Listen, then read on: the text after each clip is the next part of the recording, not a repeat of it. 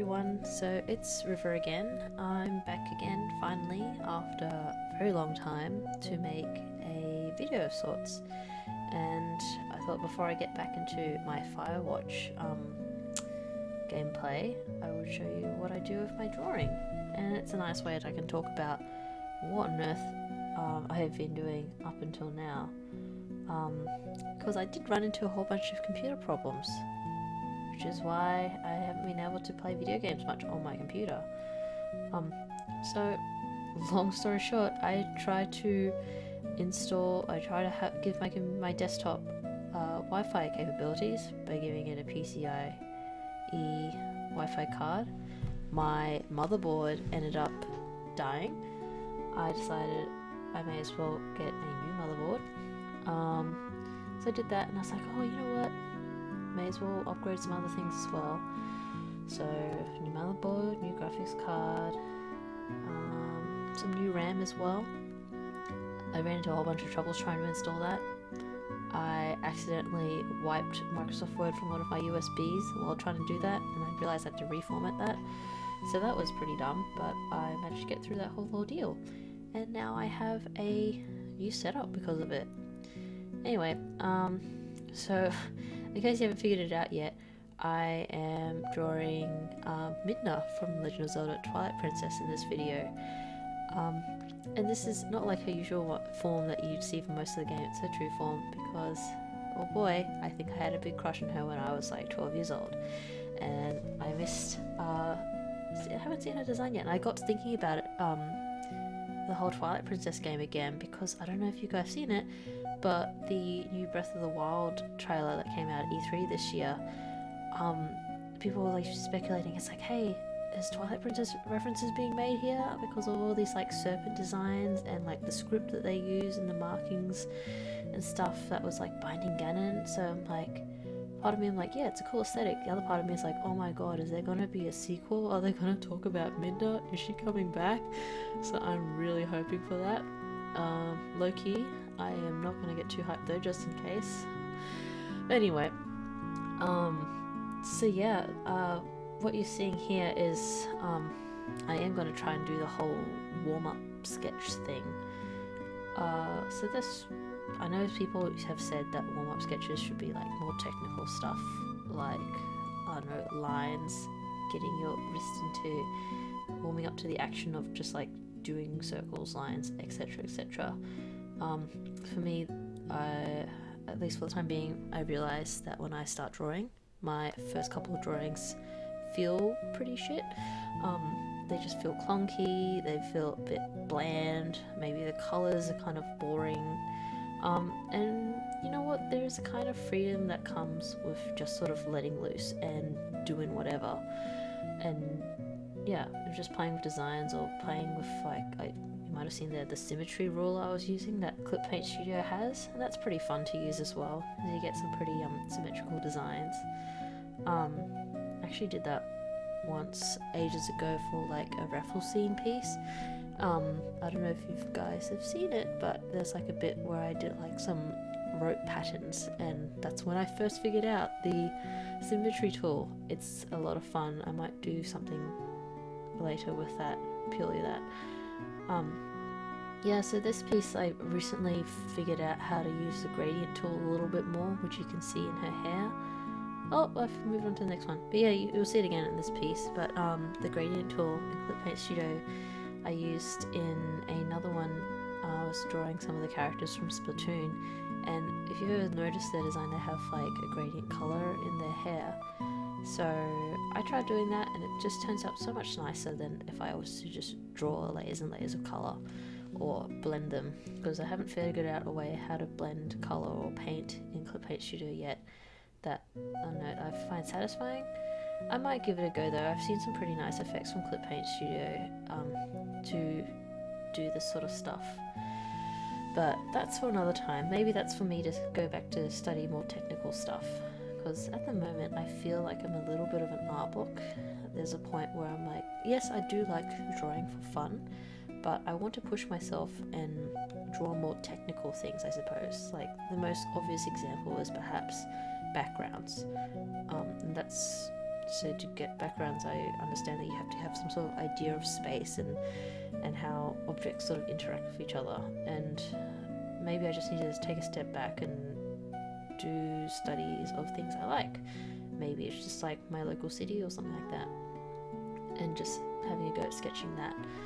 It's really interesting though, because outside my workplace there's actually like this really nice square with some sandstone buildings and stuff like that, and one time out for lunch break I just wanted to lie in the grass and I saw someone there who was actually drawing one of like the sandstone arches there. They had like a whole set of watercolors or gouache, I think, almost, that looked stunning, and they were just doing these studies, just seeing how light and shadow interacts with these archways, these stone forms. And yeah, I really appreciate that sort of thing. I think my ultimate goal is to be able to draw something a bit like James Gurney. You know, you see like Dinotopia, and on a bit of a James Gurney binge of his channel, because he's got these excellent process videos on how he does these gouache studies.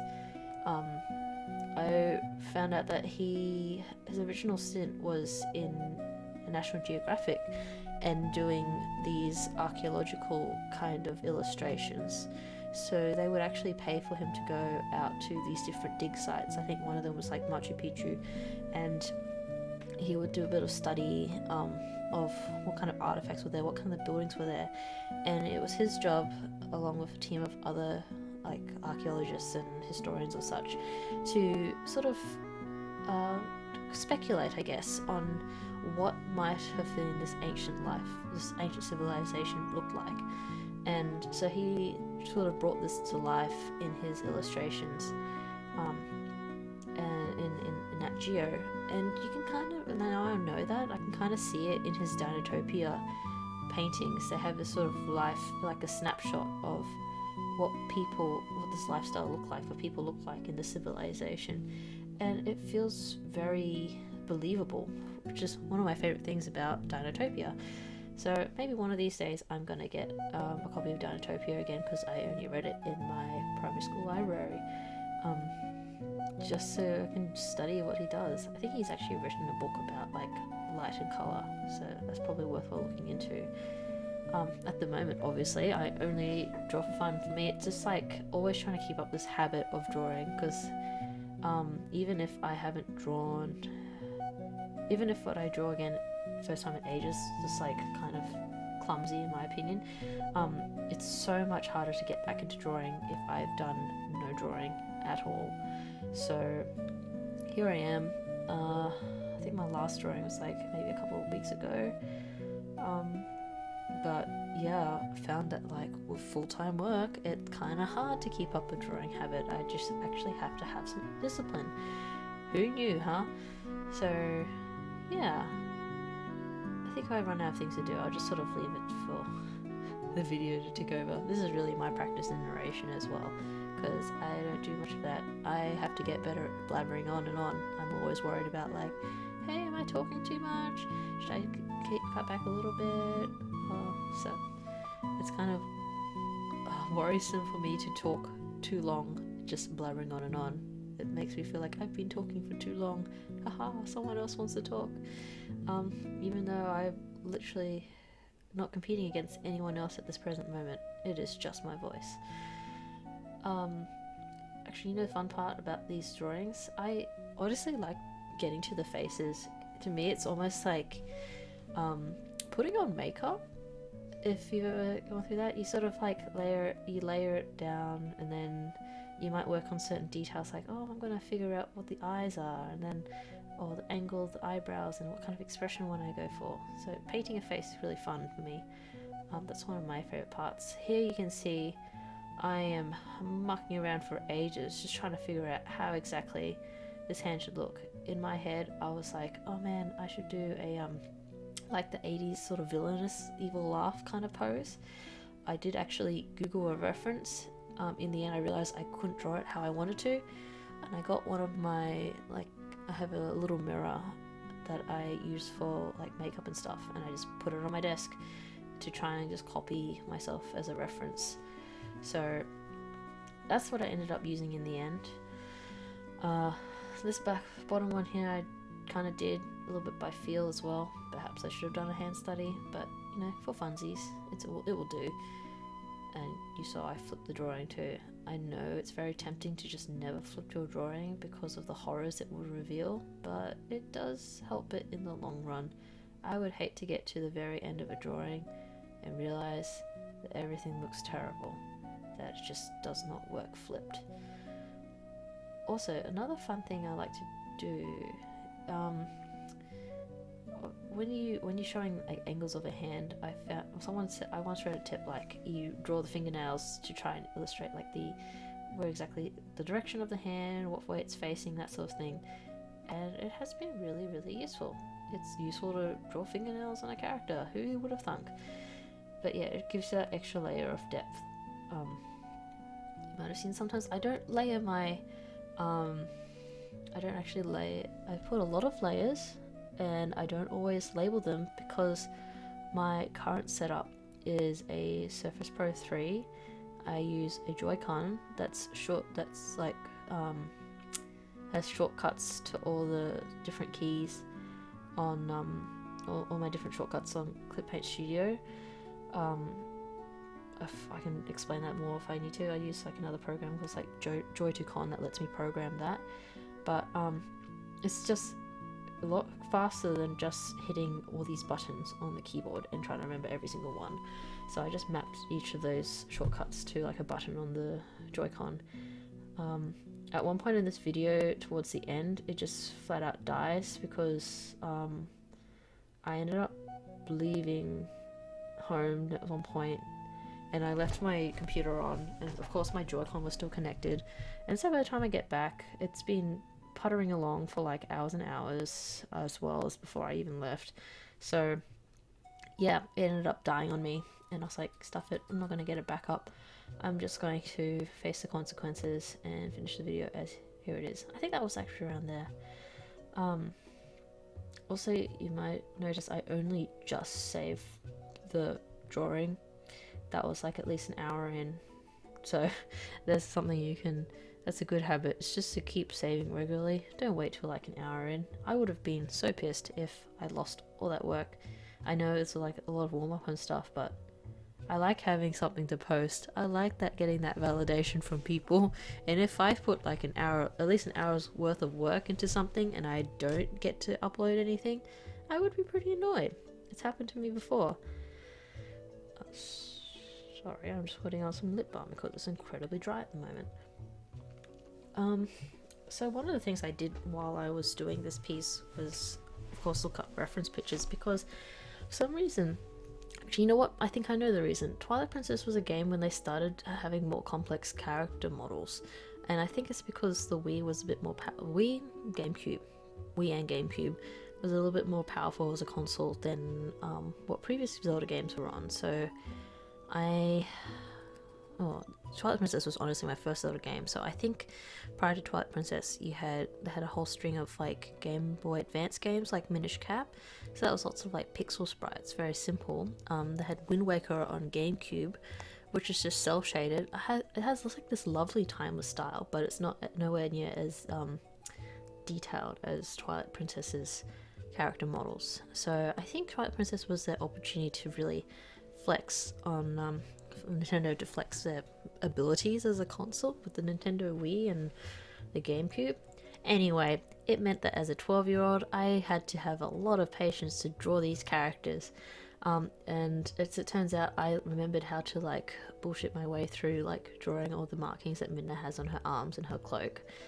There's kind of like a vibe to it. I do not have the patience to learn how every single one of those was. I think back in the day I actually found some sort of model where someone had like flattened out to show all her markings, and I had like memorized them or drawn them on my own drawing, but like I do not have the patience for that nowadays. I'm just going to fudge my way through it.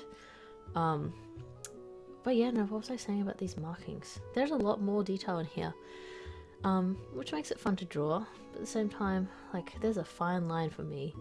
At one point I tried to like draw, I went through like an Overwatch phase and drawing Overwatch characters, And if you've ever tried drawing those guys, oh boy, their character designs are like borderline cluttered in my opinion. They are fun designs. I like the colors of them. I like the different influences of cultures and such, but they do get very cluttered, and some of the designs just not 100% sure make sense.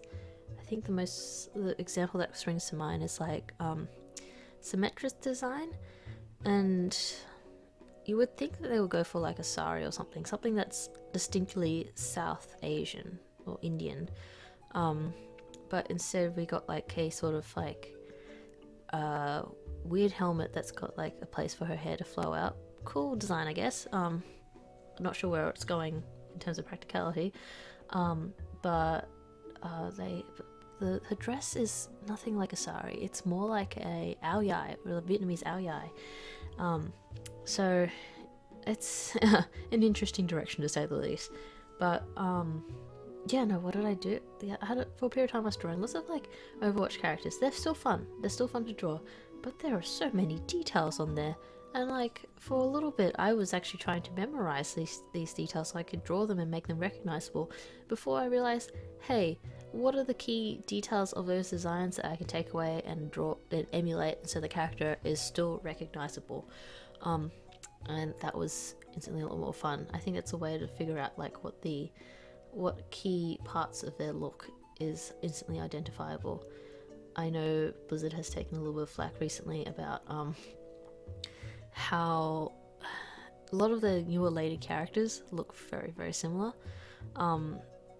Honestly, when I was playing, it was a little bit hard to tell by like silhouette alone who exactly was coming to attack me. But that's how it is. We've got Overwatch on one end, and quite possibly God tier is Team Fortress 2 in terms of its character models.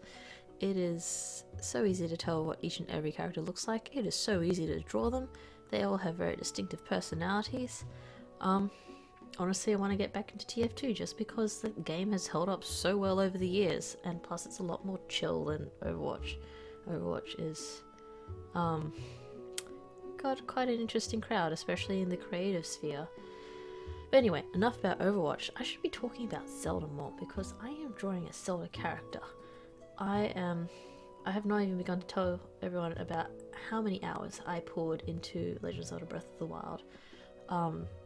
That was like at least 200 hours. I remember getting close because I got the Champion's Ballad, I think, the DLC, and one of the functions is that it tracks where you've been on the map over 200 hours or so, and I got pretty close to using up most of that memory.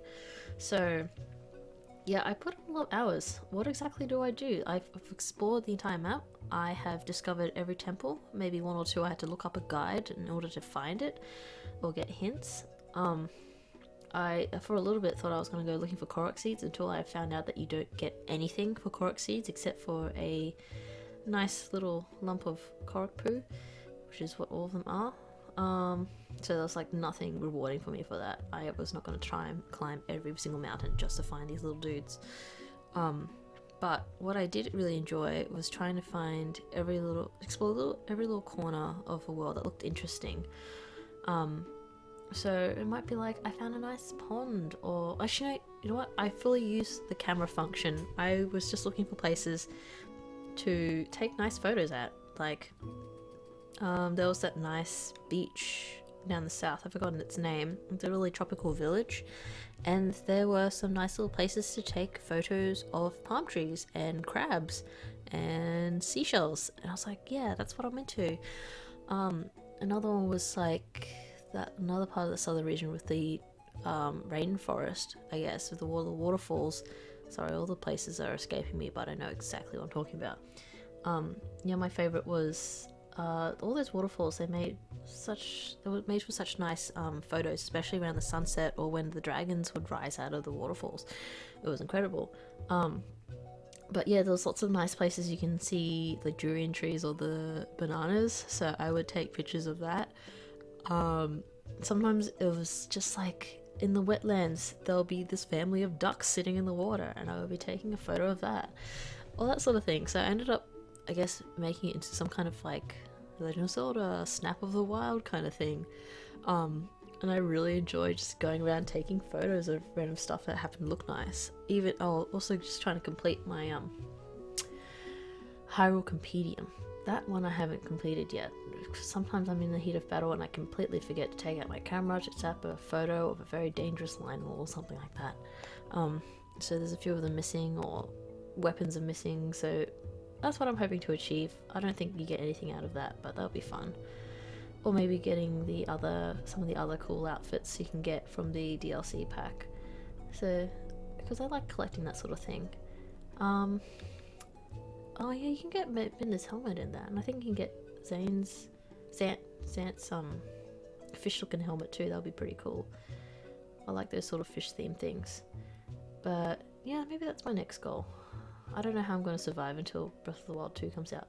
If you know, that's a lie. I've got so much replay value out of Breath of the Wild. It's possibly my favorite Zelda game, but I am intending to replay Twilight Princess because in the process of making this, I ended up rewatching that cutscene where Midna's revealed in her true form as like the Twilight Princess, and I guess it's a spoiler. I know you guys are gonna get there anyway. You're already here on this video.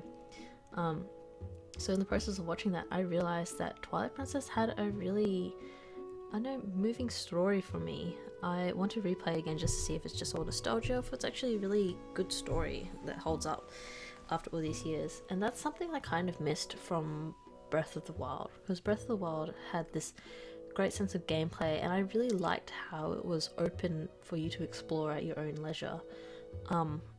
But I guess, yeah, it didn't have the story that it could build up at its own pace. It wasn't pulled along with you. So determined by you, I guess, as the player. So I'm gonna try and do that again. I had these stages that just sort of seared into my mind because I love them so much in Twilight Princess. Like there was like an ice mansion where you had to reunite this husband and wife Yeti couple, and it was really cute. And I remember that one for like pumpkin soup and stuff. Yeah, we like stuff like that, or like actually coming to care for these characters that you come across along the way. Like, you really do fall for Midna along the way. She starts off as being like a big meanie, but she's really a tsundere, which is funny. But yeah, there was so many things I enjoyed about the story of Twilight Princess, but I think that brings this video to an end.